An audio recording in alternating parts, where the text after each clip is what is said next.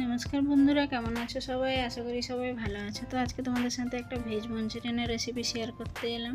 তো এখানে আমি কিছুটা ক্যাবেজ গ্রেট করে জল ঝরিয়ে নিয়েছি, তাতে দিয়ে দিচ্ছি আদা, একটু রেড চিলি পাউডার, তারপরে দিয়ে দেবো আমি ময়দা আর একটু কর্নফ্লাওয়ার দিয়ে ভালো করে মেখে নেবো। মেখে রাউন্ড শেপ দিয়ে ওটাকে ফ্রাই করে নেবো।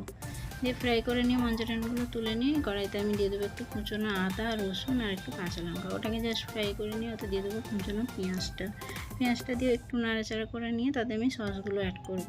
আমি নুনটা দিয়ে দিয়েছি, তোমরা নুনটা আন্দাজ মতো দিয়ে দিও। তো আমি তো দিলাম টমেটোর সস আর একটু শেজওয়ান সস আর একটু সয়া সস, তারপরে একটু ভিনিগার দিয়ে ওটাকে তারপরে আমি দিয়ে দেবো কর্নফ্লাওয়ারগুলো, জলটা দিয়ে ভালো করে গুলিয়ে নিয়ে ওতে পরিমাণ মতো গ্রেভি অনুযায়ী জল দিয়ে ভালো করে ফুটিয়ে নিয়ে ওতে আমি সব ভেজে রাখা মঞ্চুরিয়ানগুলো অ্যাড করে দেবো। তো মঞ্চুরিয়ানগুলো দিয়ে ফুটিয়ে নামিয়ে নিলে ধনেপাতা দিয়ে আমাদের মঞ্চুরিয়ান রেডি।